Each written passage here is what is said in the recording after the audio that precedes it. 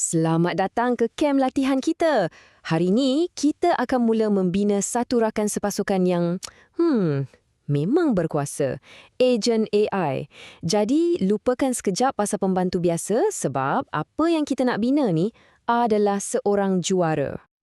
Okey, untuk kita kenal betul-betul bintang baru kita ni, kita kena bandingkan dulu dengan pemain yang sedia ada. Jom kita tengok apa beza antara chatbot biasa dengan agent AI. Cuba bayangkan macam ni ya. Chatbot tu macam seorang pakar. Kita bagi satu arahan, dia bagi satu jawapan. Memang cekap untuk satu tugasan. Tapi, ejen ni pula dia penjaring gol. Dia bukan setakat sepak bola sekali, tapi dia direka untuk kejar satu matlamat. Dia akan lalui macam-macam langkah sampailah matlamat tu tercapai. Nampak kan bezanya? Jadi, apa sebenarnya resepi atau DNA ejen ni? Sebenarnya, ia cuma gabungan 3 benda utama. Pertama, mesti ada matlamat yang jelas. Kedua, dia perlukan satu gelung tindakan yang dia boleh ulang-ulang. Dan ketiga, dia kena ada keadaan. Maksudnya, dia tahu apa yang sedang berlaku di sekelilingnya. Baiklah, jom kita bedah siasat sikit pelan tindakan dia. Setiap ejen yang hebat, dia ada satu set gerakan teras untuk capai matlamat. Dan inilah gelung asas yang dia akan jalankan berulang-ulang kali. Dan inilah dia kitaran ajaibnya. Mula-mula, ejen akan perhati. Dia akan tengok keadaan sekeliling, baca data, fahamkan situasi. Lepas tu, dia akan fikir. Apa langkah terbaik yang perlu dibuat seterusnya. Dan akhir sekali, barulah dia bertindak berdasarkan apa yang dia dah fikirkan. Mungkin dia panggil alatan atau bagi jawapan, perhati, fikir, bertindak. Ulang. Mudah kan? Macam mana-mana pemain barulah kan, mesti akan ada buat silap. Jadi, kunci kemenangan bukan setakat tahu gerakan hebat je. Tapi kena pandai juga elak penalti atau kesilapan-kesilapan yang biasa orang buat. Soalan yang baik tu. Bila kita biarkan ejen ni bergerak bebas dalam gelung, apa je yang boleh jadi tak kena kan? Sebenarnya, bila kita faham risiko ni, barulah kita boleh elakkan masalah besar nanti. Ada beberapa penalti yang biasa kita nampak. 1. Konfigurasi buruk. Ni macam salah bagi pas, URL tak betul, kunci API tak ada, terus error. Kedua, hanyutan format. Yang ni macam sengaja lengkahkan permainan, AI bagi output kejap format A, kejap format B, pening kepala kita. Dan yang paling bahaya, kos melambung. Ini bila gelung tu berjalan tanpa henti dan sedar-sedar je kredit kita dah habis terbakar. Okey, cukuplah dengan teori. Dah tiba masanya kita tinggalkan buku strategi dan turun ke padang latihan. Jom kita mulakan latihan praktikal pertama kita untuk jinakkan ejen ni.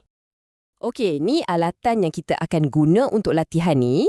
Kita ada skrip 01 basiccall.py, fail konfigurasi dan senarai kebergantungan. Jangan risau, semua dah siap sedia untuk anda.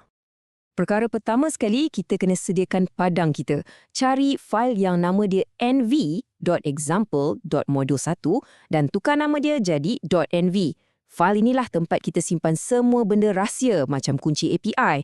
Penting untuk buat ni dulu sebelum kita mula ya. Okey, sekarang buka fail skrip utama 01_basic_call.py. Dalam fail tu, cuba cari komen yang ada tulis to do. Dekat situlah kita akan buat perubahan kita. Tepat kat sasaran. Okey, dengar sini betul-betul. Untuk latihan ni, kita kena fokus. Jadi, jangan usik bahagian lain dalam kod tu. Tugas kita, sunting message system. Itu sahaja. Jadi, apa matlamat kita sebenarnya? Ingat tak penalti hanyutan format yang kita sebut tadi? Inilah masanya untuk kita selesaikan masalah tu. Kita nak ajar ejen ni supaya dia sentiasa bagi output dalam format JSON yang kemas dan konsisten. Tak ada alasan. Dan inilah dia ayat keramat yang perlu anda guna. Dalam message system tu, cuma tambah ayat ni, tiada markdown, tiada penghadang kod. Arahan yang nampak ringkas ni sebenarnya akan ubah kelakuan ejen kita secara total.